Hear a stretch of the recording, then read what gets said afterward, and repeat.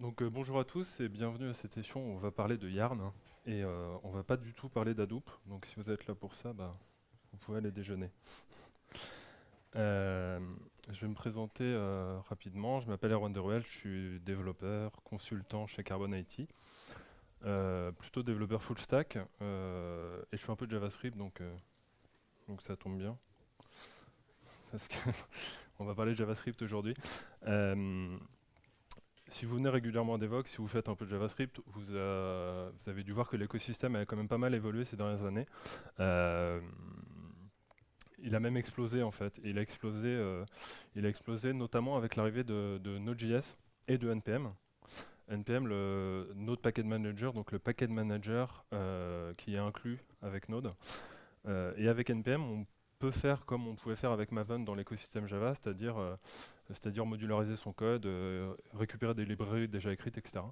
Et donc ça, c'est une des causes de l'explosion de l'écosystème JavaScript récemment. Et donc du coup, c'est cool parce que on a plein de trucs, plein de logos. J'espère que vous en connaissez au moins un ou deux. Le problème de NPM, c'est que ça marche très bien, mais ça a aussi quelques défauts. Alors les défauts, si vous avez déjà utilisé NPM, je pense que vous les connaissez. Le premier, c'est l'effet ça marche sur mon poste en fait. Vous faites votre dev, ça marche, c'est cool. Vous pushez, ça arrive sur l'intégration continue et bam, ça marche plus. Et ça, c'est le meilleur des cas en fait, parce que le pire, c'est la prod, mais là, on va dire que c'est l'intégration continue. Le problème, c'est que euh, ce qui est installé sur votre machine, c'est pas forcément ce qui va être installé sur l'intégration continue, voire sur la prod. Vous n'êtes pas certain que l'installation que vous allez faire en dev est la même que sur les autres postes. C'est pas déterministe en fait. Un autre problème qu'on rencontre souvent chez les développeurs Windows, euh, en fait, NPM dans ses anciennes versions, le problème de NPM c'est qu'il récupère la plupart du temps la moitié de l'internet et que la moitié de l'internet il va le stocker de manière hiérarchique sur votre poste. Et donc du coup ça va faire un arbre de profondeur, c'est hyper profond en fait. Et ce problème vous le voyez régulièrement sous Windows, quand vous essayez de supprimer le répertoire node module, ça vous dit le chemin est trop long, je ne peux pas supprimer. Bon. Et là vous me dites pourquoi je voulais supprimer mon node module. C'est une bonne question. C'est un autre problème de NPM, c'est que c'est pas hyper fiable. Et que souvent, quand ça marche pas, qu'est-ce que vous faites? Vous supprimez notre module, puis vous réinstallez, et dans 80% des cas, ça marche.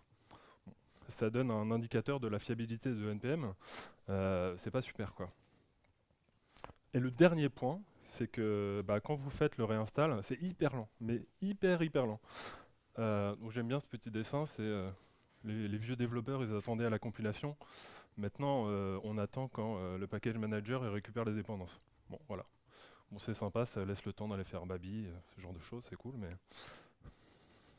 pour le client, c'est pas top, quoi. Euh, et chez les grands du web, les géants du web, il y a des gens qui aimaient pas trop ça. C'est les gens de Facebook. Parce qu'ils font pas mal de JavaScript. Ils ont 30 000 projets JavaScript en prod, je crois. Et ils aimaient pas trop le fait que ce soit lent, que ce soit pas déterministe, ce genre de choses. Et ils se sont dit, on doit pouvoir faire mieux. Et pour faire mieux, en fait, ils se sont dit, tiens, on va refaire NPM. Bon, en vrai, ils ont essayé de l'améliorer, mais c'était compliqué, donc ils l'ont refait depuis zéro. Et en fait, ils ont essayé de faire un outil qui allait être comme NPM, mais en mieux, c'est-à-dire corriger les défauts qu'on a vus. Donc un outil qui fasse comme NPM, mais qu'en plus, il soit résilient, qu'il soit fiable, pardon. Qu'il soit fiable, c'est-à-dire que l'installation soit déterministe, c'est-à-dire que ce soit résilient aux défauts de réseau ou tout autre défaut qu'on pourrait avoir.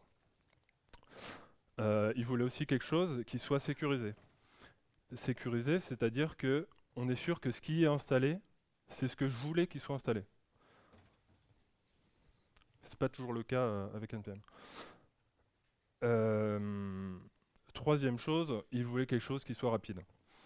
Rapide en général, et surtout, il y a une chose qui leur manquait, c'était le offline mode. C'est pouvoir installer les dépendances sans forcément avoir accès à Internet. Voilà, donc c'est en gros le postulat de départ, c'était de faire NPM, mais avec toutes ces fonctionnalités-là en plus. Euh, Donc ils ont suivi ils se sont donné certaines consignes.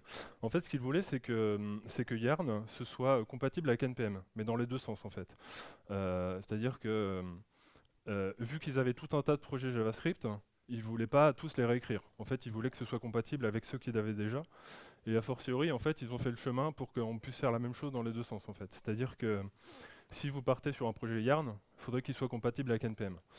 Donc en fait, comme NPM, ils se sont dit on va utiliser le fichier package.json dans lequel vous allez lister vos dépendances. Et comme NPM, vous allez stocker vos dépendances physiques dans le répertoire Node Module. En fait, globalement, le seul effet de bord visible avec Yarn, c'est le fichier yarn.loc. C'est un fichier qui a été rajouté par Yarn et c'est grâce à ce fichier qu'on va avoir une installation qui est déterministe.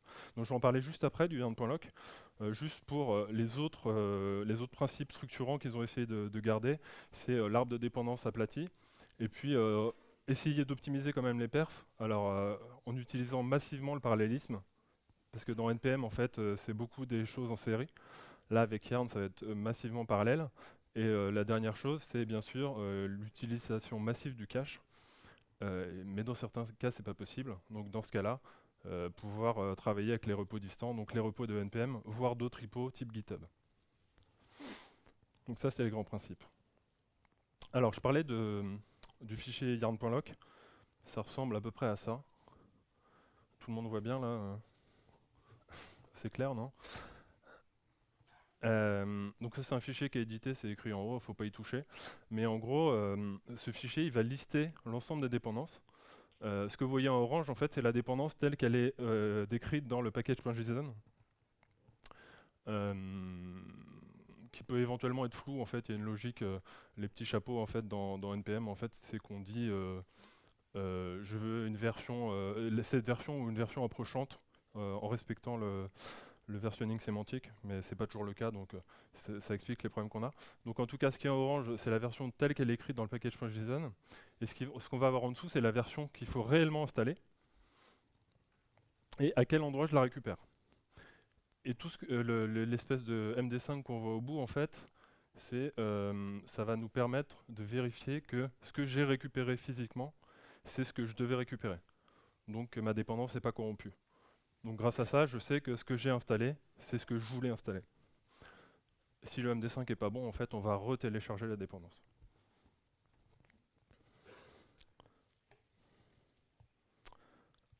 Alors, le process d'installation avec Yarn, ça se fait en 4 étapes. J'ai mis un petit gif pour être dans le thème de la conf. Donc ça se passe en 4 étapes.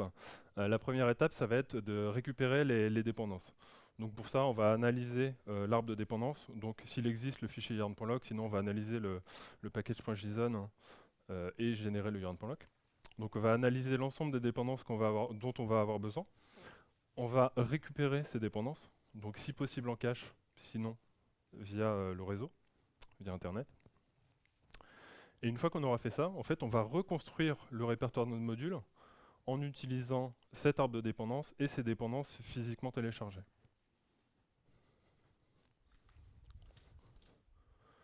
Et donc ce que vous voyez en bas, en fait, c'est un petit gif d'un process d'installation. Donc il y a aussi une légère différence avec NPM, c'est que Yarn ne crache pas 50 000 lignes de log quand on fait une install. Tout à l'heure, je vais essayer de faire une démo si ça marche, vous verrez la différence. Alors, je vous spoil un peu, mais là vous me dites, ouais c'est cool, c'est super Yarn, et du coup je veux l'installer lundi. Lundi je veux installer Yarn. Donc comment on fait pour installer Yarn? Bon désolé, j'ai spoilé la blague. Mais pour utiliser Yarn, en fait, on utilise NPM. C'est le moyen le plus simple en fait. Et on l'installe de manière globale, histoire de ne pas avoir à le réinstaller pour chaque projet. Donc npm install-g yarn. Et à partir de ce moment-là, en fait, on peut utiliser Yarn comme on utilisait NPM avant. À la syntaxe près, mais globalement c'est pareil. Alors là, vous voyez ce qu'est en orange, c'est la syntaxe Yarn. Ce que vous avez en gris, c'est la syntaxe équivalente en fait avec NPM. Donc on peut faire globalement la même chose.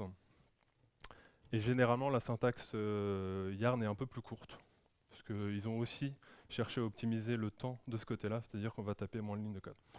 Bon, après ça reste à voir, mais... euh, donc globalement, avec Yarn, vous pouvez faire la même chose qu'avec NPM. Il y a 2-3 commandes en plus qui sont sympas, genre yarn why.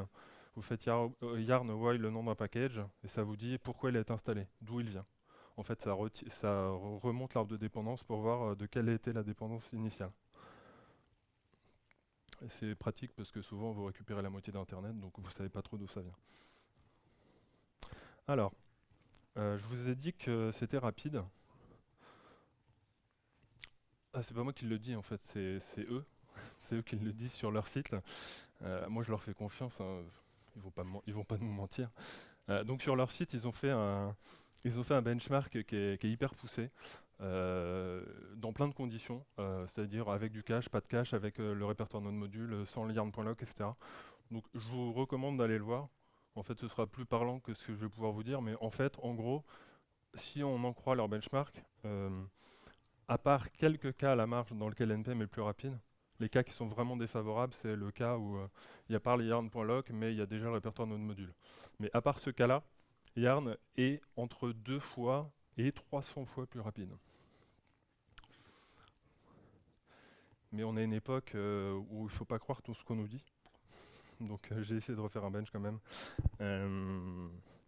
Alors normalement je vais essayer de faire une démo là. J'espère que ça va marcher.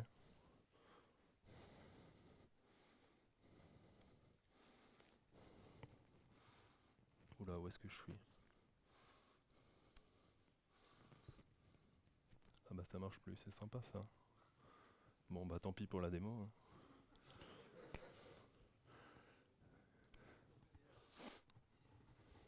Bon, tant pis. Ah oui, pardon, excusez-moi. Heureusement qu'il y en a qui suivent. Ok.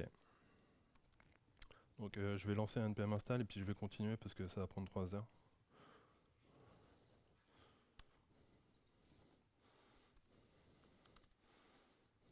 Ok. On va y revenir plus tard. Parce que là on est en train de télécharger la moitié de l'internet. Alors, je vous encourage à faire un bench par vous-même avec vos problématiques métiers. Alors là, dans le cadre de Devox, j'avais pas forcément de problématiques métiers à mettre en avant, donc j'ai pris un répertoire au hasard sur GitHub, qui est là, si ça vous intéresse. Et du coup, moi, sur mes tests, j'ai essayé dans plusieurs cas en essayant d'être assez proche du cas de test initial. Et Yarn est entre 3 et 12 fois plus rapide. Donc c'est quand même significatif, c'est moins significatif que leur cas de test. Bon après moi je l'ai fait sur mon poste dans un cas précis. Faites-le chez vous, vous verrez bien. Mais en tout cas c'est plus rapide. Alors on va voir où ça en est. Bon ça tourne encore. On reviendra plus tard. Alors, il me reste 2 minutes. Pour conclure là-dessus, je vais revenir sur le bench après. Pour conclure, ce que je peux en dire, c'est que la migration vers Yarn est vraiment hyper simple. On a vu tout à l'heure, c'est un npm install. À partir de là, vous pouvez l'utiliser. Et l'intégration avec vos projets existants, elle est vraiment sans heurts parce que en fait c'est compatible, ça marche tout de suite et il n'y a quasiment aucun effet de bord. À part le yarn.lock, il n'y aura rien de différent avec l'utilisation d'NPM. Donc ça coûte rien en fait, ça coûte rien d'essayer, donc allez-y, testez. Dans le pire des cas, vous allez gagner du temps. Néanmoins, c'est un jeune produit, hein, ça a été open sourcé en octobre. Donc c'est un jeune produit avec les défauts qui peuvent aller avec, mais à la fois c'est quand même supporté par Facebook. Facebook l'utilise en prod, et il y a une communauté qui est assez forte. Donc c'est quand même des qualités qui sont plutôt sympas. Et si on essaie de regarder un peu plus loin ce qui va se passer, en fait il y a 2 possibilités. Ou Yarn va devenir un standard de facto, et donc bah, ça c'est cool, vous aurez été un early adopter.